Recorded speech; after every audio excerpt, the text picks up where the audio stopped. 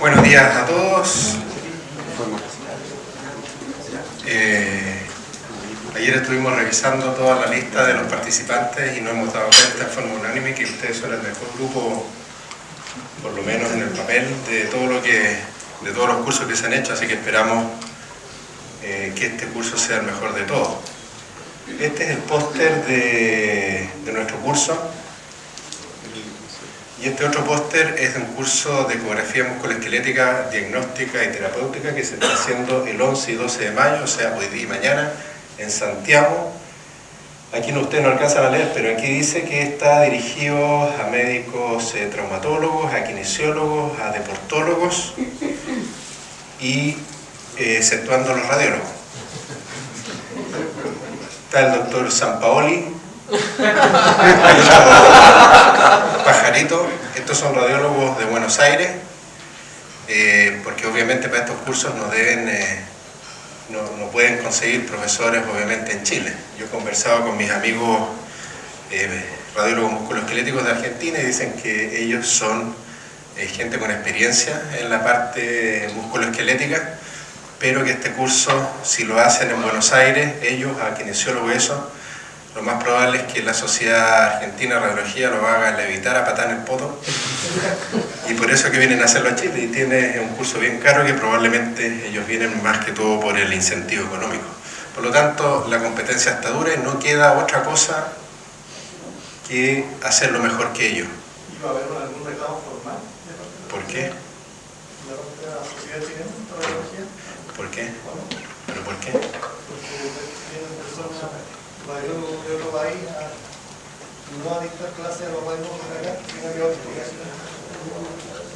Yo creo que somos un país libre. Lo podemos discutir después, pero mi idea es que esto va a pasar y yo creo que ese no es el punto de la pelea. La pelea la tenemos que hacer demostrándole que nosotros, los radiólogos, la hacemos mejor que ellos. Hay médicos traumatólogos que llegan de Alemania, y en Alemania el traumatólogo trabaja con un ecógrafo en la consulta. Por lo tanto, yo creo que todo lo que no sea prepararnos como lo estamos haciendo ahora es tapar el sol con un dedo. La clase de hoy es de ultrasonido de hombro. La principal indicación que ustedes van a recibir en las órdenes para hacer una ecografía de hombro, sin ninguna duda, que es el pinzamiento subacromial. Y el pinzamiento subacromial tiene o repercute en los tendones del manguito rotador, en el tendón de la porción larga del bíceps y en la bursa, cosas que el ultrasonido ve extremadamente bien. Por lo tanto, ustedes se van a dar cuenta en la práctica diaria que la ecografía de hombro es bastante solicitada porque es un buen examen. No es fácil de hacer, incluso para los músculos esqueléticos, por lo tanto hay que tener ojo. Aquí tenemos una visión anatómica del manguito rotador. Si vemos por atrás, esta es la espina de la escápula, el plano muscular supraespinoso, el plano muscular infraespinoso con sus tendones, el músculo y tendón del teres menor también, o redondo menor, también es parte del manguito, pero para efectos de el compromiso tendíneo la verdad es que no tiene mucha significancia. Y por el plano anterior, el plano muscular del subescapular con su inserción en el troquín, todo el resto de los tendones del manguito se insertan en el troquíter. El pinzamiento subacromial se produce por un conflicto de espacio, donde ustedes pueden ver que el tendón supraespinoso, el tendón infraespinoso, el tendón de la porción larga del bíceps vive debajo de este arco ligamentoso y óseo que está formado por el ligamento coracoacromial, por el acromion y por otro lado en la cabeza del húmero. Y este espacio es el que puede verse afectado por ciertas condiciones, y en las formas activas o las movilizaciones del hombro, y esto en el tiempo por años puede ir produciendo daños. Y los daños fundamentalmente son bursitis de la bursa subacromial, tendinosis del supraespinoso y la porción larga del bíceps, rotura parcial, rotura total, rotura masiva de los tendones, que los podemos evaluar bastante bien con ultrasonido.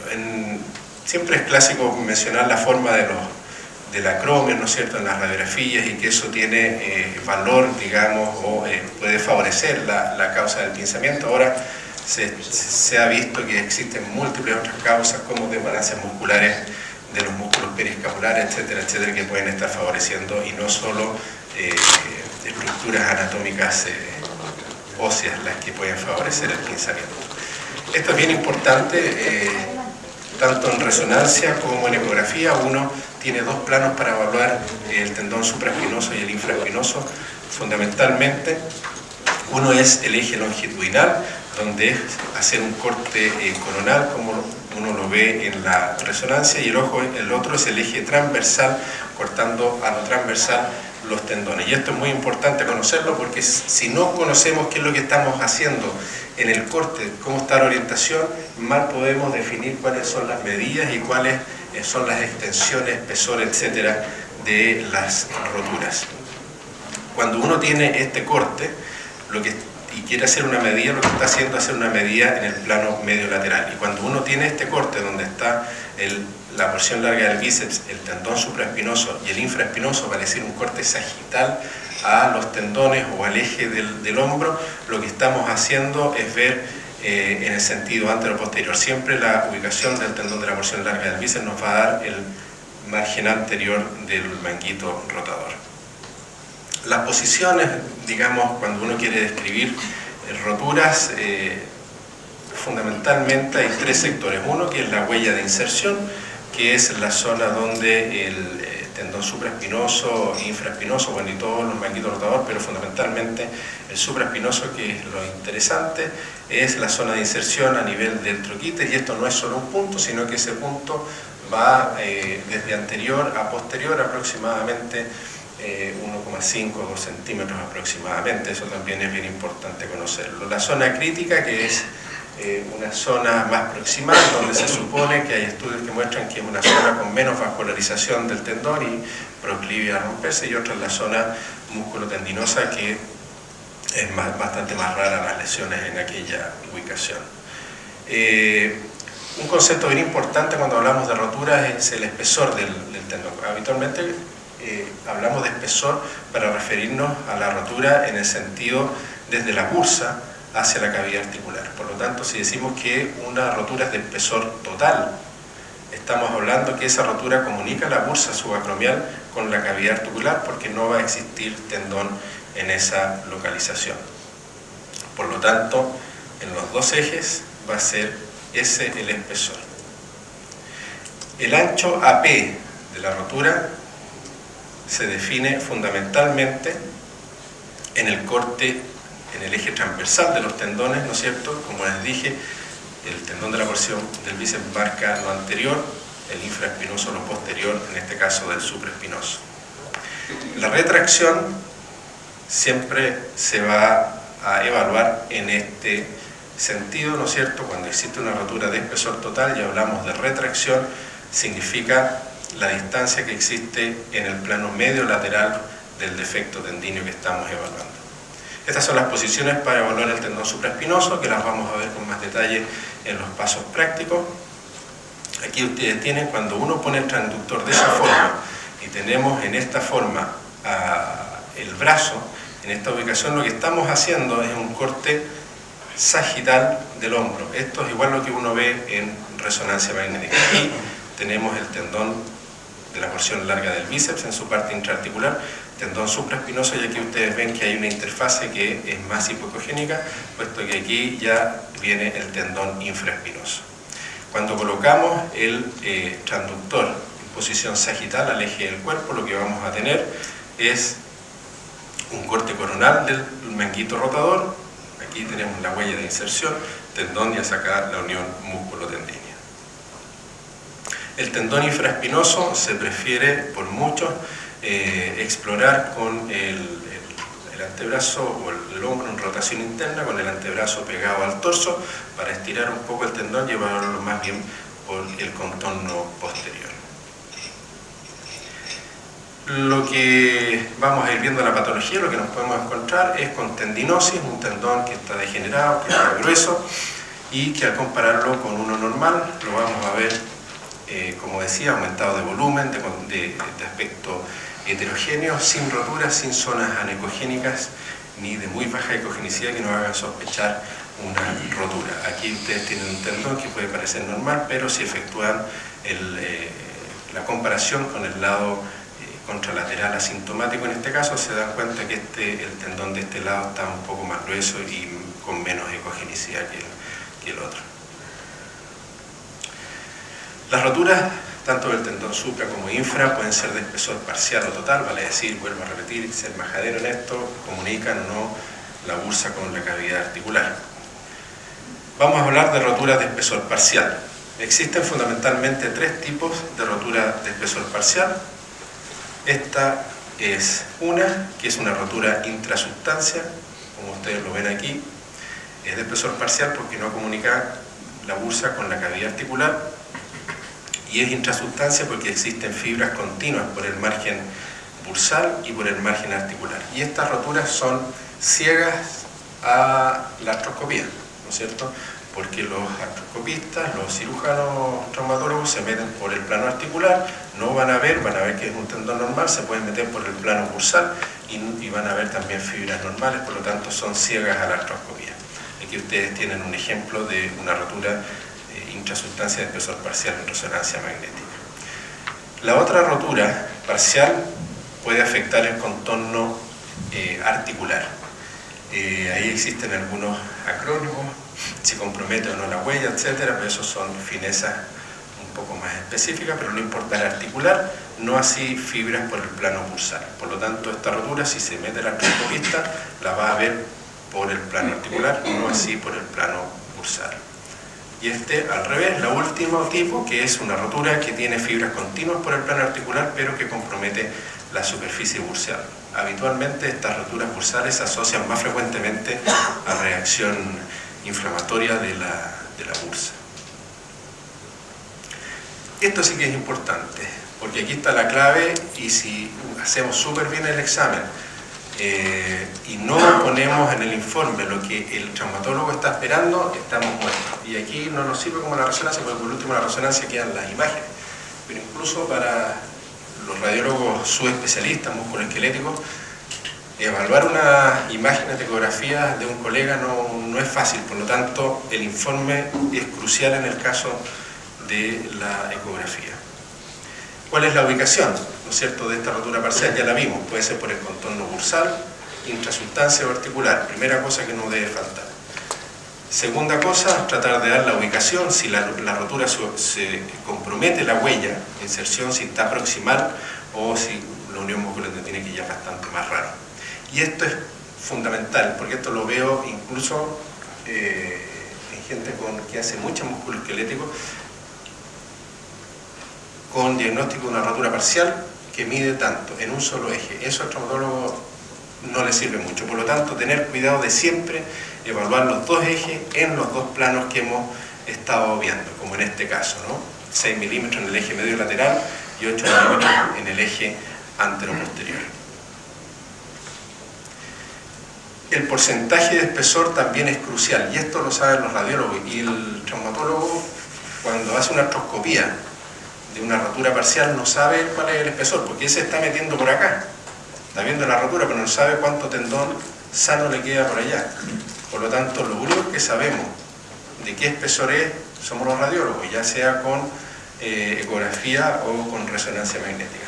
Y aquí se hace, ¿no es cierto?, en este caso una estimación, si ese es el 100% del tendón, ese cuánto compromete de ese porcentaje. Puede ser focal la lesión, pero puede ser de un espesor bastante significativo. Y en el otro plano también se puede estimar el porcentaje. Ojo con esto, fundamentalmente es el corte en el eje más longitudinal, más largo del tendón, donde más sirve evaluar el espesor tendíneo. Entonces, hagamos el ejercicio de informar esta ecografía. Tenemos una lesión por el plano bursal, tenemos los dos cortes, ¿no es cierto? Aquí está la lesión en el eje sagital o eje transversal. Entonces, una rotura de espesor parcial, estamos todos claros, no compromete las fibras articulares, por lo tanto una rotura solo del plano bursal. El ancho anteroposterior del tendón también es parcial, está adyacente a la inserción, no compromete la huella. compromete localización, plano bursal, mide 3 milímetros en el eje medio lateral y no nos quedamos ahí, lo medimos también en el eje anteroposterior y compromete aproximadamente un 30% de espesor si hacemos el cálculo que acabamos de hacer. Por lo tanto, este es el informe más importante y no de alteración de la descripción, de la alteración de la estructura y la cachelepa. Esto es lo fundamental. Pueden mandar un examen con la pura conclusión y va a estar muy bueno. Las roturas de espesor total. Las roturas de espesor total, como ya hemos visto, son roturas que van a comprometer desde el plano bursal hasta el plano articular. Aquí ustedes tienen ejemplos, este es en el eje sagital o eje transversal a los tendones, donde se ve una rotura. ¿Qué diámetro es este?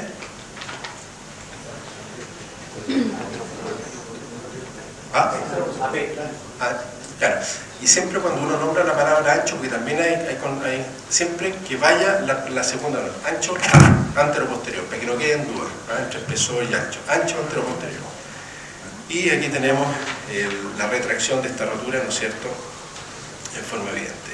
Si tenemos líquido dentro de un tendón, ya sea en cualquier parte de la anatomía, va a significar que hay una rotura. Aquí tiene una rotura que también es de espesor total, es chiquitita, es laminar, pero compromete desde la superficie articular hasta la superficie bursal. Entonces la retracción, como decíamos, es la distancia que hay entre el aspecto más lateral de la rotura, en este caso una rotura de la huella, por lo tanto la medición la hacemos desde la huella hasta el cabo tendíneo. Muy importante es evaluar el plano muscular. Cuando existen roturas de espesor total del manguito rotador, es muy importante, si no crucial para el cirujano, evaluar cómo está el músculo de ese tendón que está roto en forma completa. ¿Por qué? Porque si ese músculo está atrófico o está infiltrado de grasa, esa cirugía lo más probable es que vaya a fracasar. Por eso que es muy importante eso. Corren por rieles distintos. La infiltración grasa del músculo respecto de la atrofia, de la disminución de volumen, corren por rieles distintos. Por lo tanto, hay que tener ojo ahí, hay que describir el volumen, pero también el componente graso, que incluso el componente graso es más importante para ello. Y para esto existe una clasificación que la conocen todos los traumatólogos que se dedican a hombro, que es la clasificación de Couturier, donde en definitiva se trata de decir si el músculo tiene poca o tiene mucha grasa. Esto nació con los franceses en tomografía computada, pero se ha también validado para la resonancia magnética. En ecografía yo por lo menos no conozco ninguna validación. Es una cosa difícil, pero hay que tratar de hacerla. Cuando la grasa que existe en el músculo es igual a la cantidad de fibras musculares, o incluso si existe más grasa que músculo, hay corrientes, sobre todo las europeas, que dicen que ese paciente no puede operarse porque esa cirugía lo más probable es que vaya al fracaso. Y el trofismo muscular, cuando lo evaluamos por eco, tenemos el paciente, ahí se ha dibujado la espina de la escápula, ponemos el transductor en sentido sagital por sobre la escápula y lo que vamos a ver es el plano muscular del supraespinoso. Este plano muscular de acá es el trapecio, que nos sirve para evaluar si están similares de ecogenicidad. Si ponemos el transductor en sagital por debajo de la espina escapular, nos vamos a encontrar con el plano muscular del infraespinoso, y que ustedes lo pueden practicar, ¿no es cierto?, en los talleres. Y aquí ustedes tienen un caso, una rotura de espesor total con amplia retracción, y ustedes ven el plano muscular del lado del tendón que está roto, y ustedes ven que es un plano muscular. Si lo comparo con el lado contralateral donde el tendón estaba sano, tenemos un plano muscular normal acá, este está disminuido de tamaño y además está bastante ecogénico. Eso puede decir dos cosas, o que está con mucho edema o que está con mucha grasa, ¿no es cierto? Pero en este caso, una rotura masiva, lo más probable es que eso sea infiltración grasa, y así es como se mencionó en este caso. La rotura de espesor total, entonces, ¿qué es lo que tenemos que decir en el informe? Aquí, si es de ancho anteroposterior total o parcial, Aquí ustedes tienen una que compromete todo el ancho y todas estas más chicas, aunque comprometen todo el espesor desde bursa a cavidad articular, son de ancho anteroposterior parcial. El tamaño, cuando hablamos de una rotura de espesor total, es uno solo, que es la retracción. Si son parciales también, o sea, si son de ancho anteroposterior parcial, también nos va a interesar el diámetro anteroposterior y el estado del músculo, como acabamos de decir. Y veamos cómo informamos esta ecografía. Tenemos una rotura de espesor total, estamos todos de acuerdo, compromete bursa a superficie articular, y de ancho anteroposterior parcial, porque vemos en este corte que está comprometido hasta acá el tendón y probablemente llega hasta acá. Esto ya es infraespinoso, por lo tanto no compromete todo el ancho anteroposterior. Cuando no compromete todo el ancho anteroposterior, la rotura de espesor total, son buenas noticias para el paciente, porque casi siempre, si no siempre, ese plano muscular va a estar conservado, no va a estar atrófico. Esta es la zona crítica del tendón, no está comprometiendo la huella. Compromete sus fibras anteriores en el sentido anteroposterior y mide aproximadamente 5 milímetros en el eje medio lateral, que viene a ser la retracción, y mide 4 milímetros en el eje anteroposterior. Cuando las roturas no son de la huella de inserción, lo más probable es que esta medida no sea la importante. Yo siempre, cuando tengo una rotura que no compromete la huella, le doy la medida de la rotura propiamente tal, pero sé que el cirujano, si va a operar esta rotura, este chongo no le sirve para nada, y lo que a él le interesa saber es cuánto tiene que traccionar lo que queda hacia la huella. Por lo tanto, también es importante darle la medida desde el cabo tendíneo hacia la huella de inserción, porque muchas veces dice, la rotura que tú dijiste era mucho más, era pequeña y me costó un montón tirarlo, y muy probablemente lo que pasa es esto. Así que, ojo, cuando no compromete la huella, hay que también darle la información que les acabo de mencionar. Nunca olvidarse de tratar de evaluar el trofismo muscular. El tendón subescapular lo vamos a ver con el brazo en rotación externa, en un corte siempre en los dos planos. Si hacemos el corte transversal, lo vamos a ver estirado, como en este caso. Las roturas son bastante menos frecuentes, pero no son raras del subescapular si las comparamos con el supraespinoso. Aquí ustedes ven comparando un lado normal y el otro lado donde no existe tendón subescapular. Hay que conocer de que el tendón subescapular tiene un ancho cefalocaudal, en este caso bastante grande, por lo tanto hay que saber evaluar todo el ancho del tendón, como lo verán en los talleres. El tendón de la porción larga del bíceps también muestra importante patología. Aquí la posición para evaluarlo, un corte transversal, lo vemos a nivel de la corredera bicipital, ¿no es cierto?, donde vive el tendón, pero sin ninguna duda que lo más importante, y esto lo que hacen resonancia se darán cuenta que la mayoría de las veces las tendinosis están en ubicación intraarticular y no extraarticular. Muchas veces el tendón está muy dañado, muy grueso, muy tendinótico, intraarticular, y a nivel de la corredera puede estar normal. Así es que, ojo, que no basta con evaluar el tendón de la porción larga del bíceps solo para hacerlo en el eje longitudinal, vamos a tener el tendón longitudinal. La tenosinovitis o tendinosis, el tendón lo vamos a ver más grueso que lo normal. Su morfología actual es más bien lenticular, aplanado. Si lo vemos similar en el eje, en todos el diámetro en los dos ejes, ya probablemente ese tendón algo tiene, y podemos o no verlo con aumento de líquido en la vaina. Aquí ustedes tienen un tendón engrosado comparado con el lado contralateral, ya a nivel de la corredera, con aumento de líquido. Cuando uno ve aumento de líquido en la vaina, en la porción larga, y tienen un tendón normal, ojo, eso lo más probable es que no sea tenosinovitis del bíceps, sino que hay que acordarse que la vaina de la porción larga del bíceps comunica siempre con la cavidad articular. Por lo tanto, cualquier proceso que pueda estar pasando dentro de la cavidad articular puede estar dando más líquido a nivel de la vaina de la porción larga del bíceps. Por lo tanto, más que el líquido en la vaina, como están acostumbrados los traumatólogos entra, si uno tiene puesto un corte transversal y ve líquido en la vaina de la porción larga del bíceps, lo primero que dice, mira, tiene tenosinovitis del bíceps. Ojo. Si ustedes tienen rotura del tendón supraespinoso de espesor total, Por ejemplo, pueden tener un tendón del bíceps normal y yo les aseguro que gran parte de esos pacientes van a tener líquido en la vaina, en la porción larga del bíceps, sin que sea patología local. Y este es un buen corte cuando nosotros vemos en un sentido sagital el manguito rotador, igual que veíamos las roturas. Este es el tendón supraespinoso y este es el intervalo rotador, vale decir el espacio que queda entre el margen inferior del supra y el margen superior del subescapular. Este es el subescapular y esto que ven ustedes aquí es el tendón de la porción larga del bíceps intraarticular, y eso es muy importante ir a verlo y díganle a sus profesores que lo muestren ahí intraarticular, porque como les vuelvo a repetir, la mayoría de las veces el tendón está alterado intraarticular, que es donde participa del pinyenquemiento, y eso es súper importante, porque eso va a definir si ese paciente necesita hacerse alguna cirugía, si es que van a intervenir el manguito rotador, ya sea cortándolo, una tenotomía, o haciéndole una tenodesis, que es cortarlo y volver a insertarlo más abajo.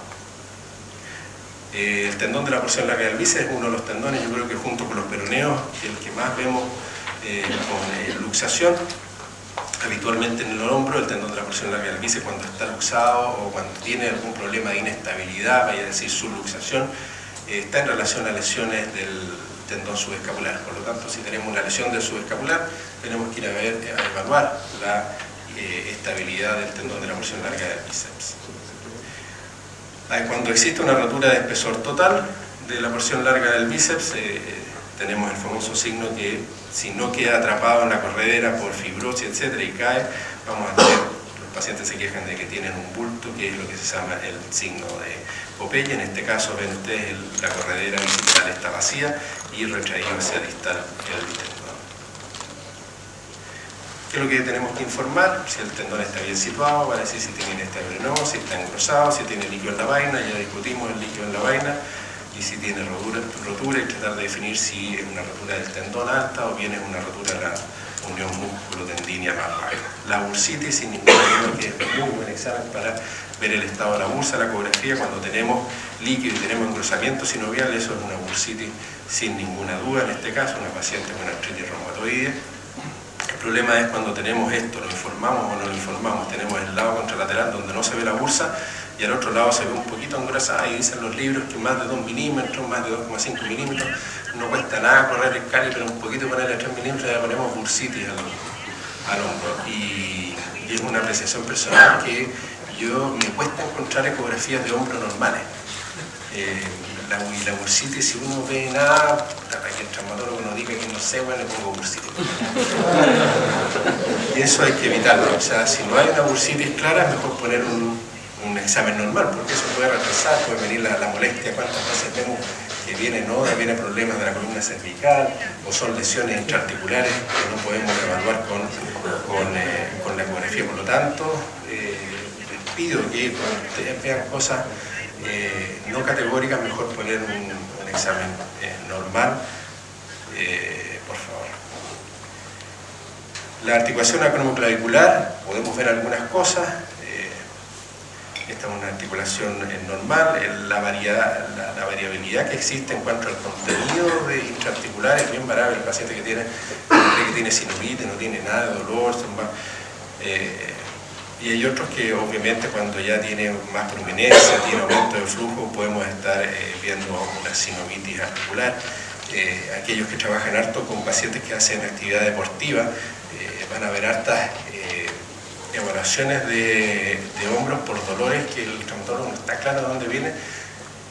Lo que dicen ellos es que cuando viene de la articulación acromioclavicular ellos saben mentira.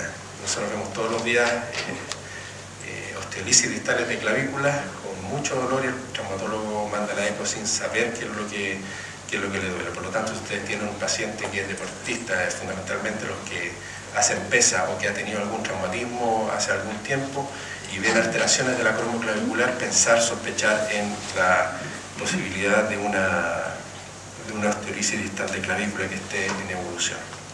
Patología miscelánea, pero no por miscelánea menos importante, las calcificaciones, las tendinitis cálcicas por depósitos de diroxiapatita son extremadamente fáciles de ver con ecografía, son mucho más fáciles ver las calcificaciones en la ecografía que en la radiografía. Muchas veces vemos pequeñas calcificaciones y vamos a ver las radiografías hechas con todas las rotaciones había y por haber y no las vamos a pillar.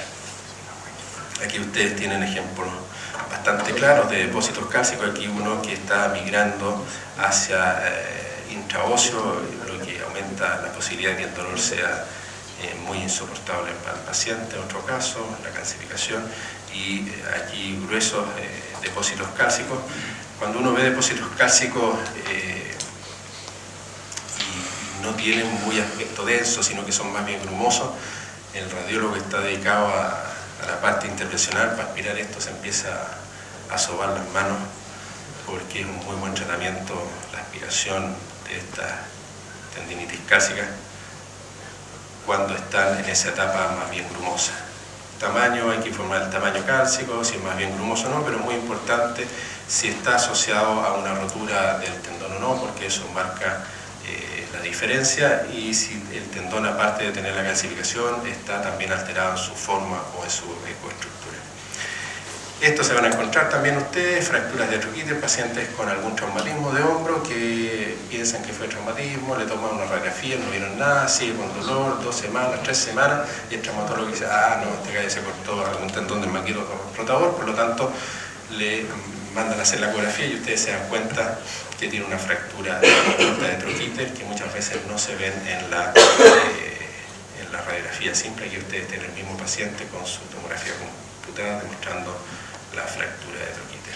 Y otra cosa, la neuropatía por atrapamiento, que en definitiva lo que les quiero decir que hay que tratar a que la ecografía no es buena para ver el labrum. Sí podemos ver quistes paralaborales cuando son de un tamaño significativo, y lo van a ver ustedes en los talleres cuando uno explora por la parte posterior el espacio articular y trata de buscar en definitiva el espacio espinoglenoideo, tratando de descartar formaciones quísticas que pueden estar comprimiendo el nervio supraescapular y produciendo las molestias.